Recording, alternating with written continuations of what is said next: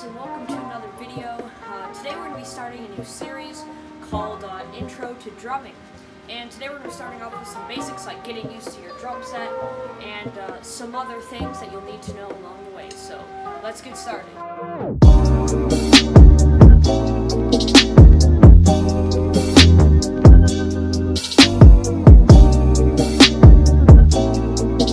So the first thing I'm going to show you is the kick drum. Every drum kit has one, and it's the big drum that lays horizontally on the ground. It'll usually say the brand name of your kit here, or if you have a customized one, it'll have whatever design you say there. In most kits, the toms are connected to the kick drum with a mount here, but sometimes they have separate mounts either connected to some cymbal mounts or just independent mounts here. But usually what you'll see in beginner to intermediate kits are these poles or something similar to them that holds the toms into the kick drum here. Now, the kick drum, you don't actually hit with a stick, you hit with a pedal, also known as a beater, which I'll show you in a little bit. So the next thing we're going to be talking about is the toms, and these are the things that are usually connected to your kick drum. Depending on the kit you have, the three main amounts of toms you could have are 1, 2, and 3. I have 2 toms here, but you can have 1, 2, or 3 depending on your setup. These are, drums that you hit for effects mostly, and they sound like this. They ring so that you can really hear the sound. You may also have something called a floor tom, which is a large tom that sits on the floor and has a deeper sound. The snare drum is the next drum I'm going to talk about. It usually has a white head that's thicker than the rest of them and doesn't ring. It has this odd sound. And you'll hear snare drums a lot in like marching bands and stuff like that.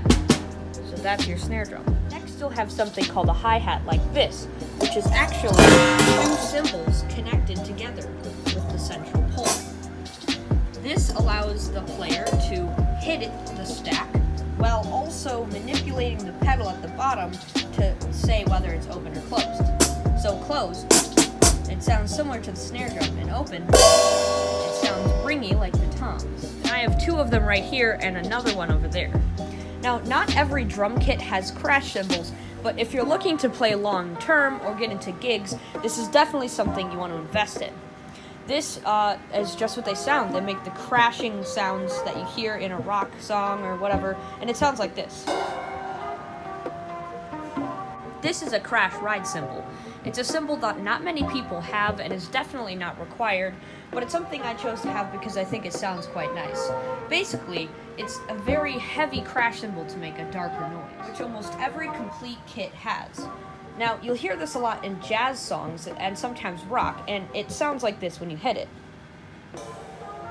Another extra component to the drum set that I own is a cowbell, and I have 3 of them here in a mount. They're used for effects mostly, and sometimes Latin type of things.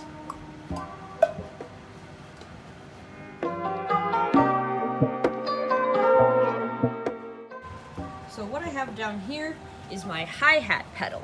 And if you have your hi-hat set up correctly, this is the cymbal with the 2 cymbals connected. When you push down the pedal, the 2 cymbals should join together. And when you lift it up, it disconnects. And so the hi-hat's just really easy to use. You take a drumstick or whatever, hit it, just use the pedal like that. This is the bass drum pedal I was talking about earlier. It's connected to the back of the bass drum on the rim, and when you push down the pedal, the beater smacks into an overhead view of my setup as of right now. I've been playing drums for about 10 years, and one thing I've had to think about a lot is sticks. And there's a lot of different kinds of drumsticks to choose from, and as simple as it may seem, drumstick choosing is a very difficult task.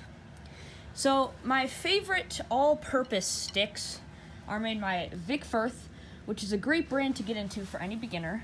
I like the 7As, American Classic. And on all drum sets, you'll see something like 7A, 5A, or whatever. And basically what that's measuring is the thickness of the stick here. And Yeah, so these are good all-purpose drums. They'll give you a medium sound. Really great for anyone wanting to get into drums. Next, I have these. These are Vader's, which is a different brand, Gospel Series. So those are American Classic. These are Gospel Series, meaning their tips are a bit bulbous and round. And so they are the Gospel Series 5As. So they're a bit thicker than the 7As. And so they get you a bit of a thicker, darker sound, which is great for some kind of rock and stuff. So yeah, these are the two types of stick I would recommend for beginners. And there's a ton more sticks I could get into, and I'll probably make a separate video just on sticks. Now I'm going to show you how to hold your sticks. And again, this may seem like a simple thing, but it's actually one of the most difficult parts of drumming when you're first starting out. So there's three main ways actually to hold your sticks, but today I'm going to be teaching you the most widely used way of holding your sticks. So what I have here, this is a Mapex practice pad. It's a really good thing to have, especially if you're in like a school band or something, and it's a really good low noise solution to practice drumming on.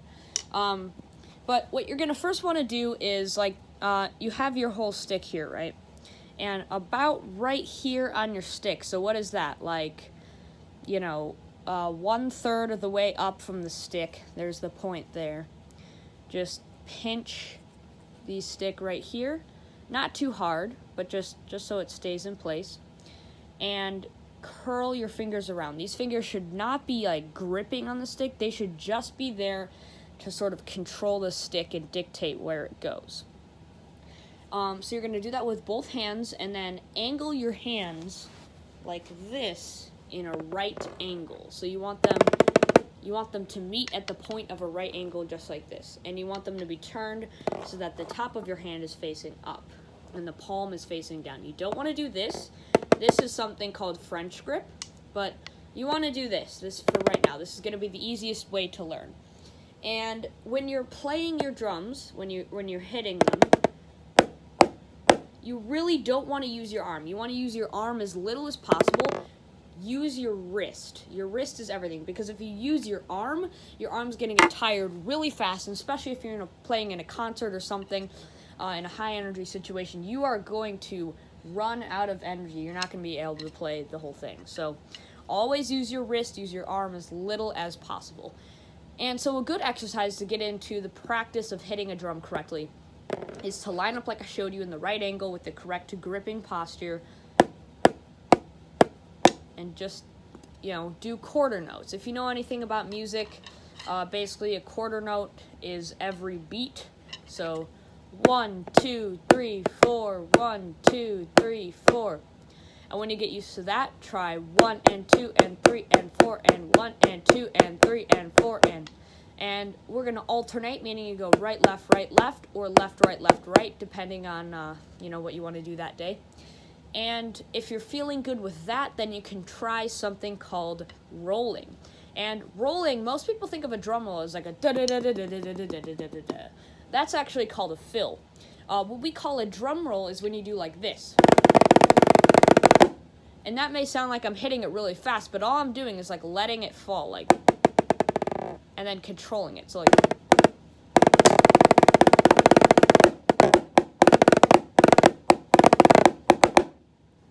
and so to practice this, to get used to it first, is you want to just drop the stick and let it bounce. Just let it bounce.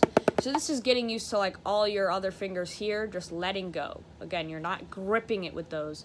The only things you're holding it onto are your pointer finger and your thumb. The rest just curl around for control. So just let it drop. And do that with both hands. And then once you're feeling good with that, try adding a little bit more pressure as you go down. And then almost barely squeezing it with this so that the rolls become shorter. And once you got that, just alternate. And as you go faster,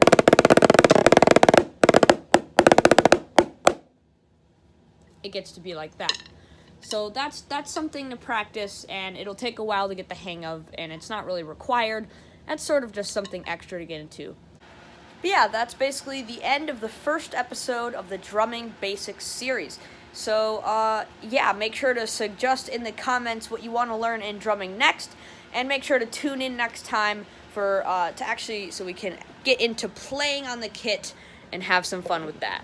So, thank you guys so much for watching, and peace out.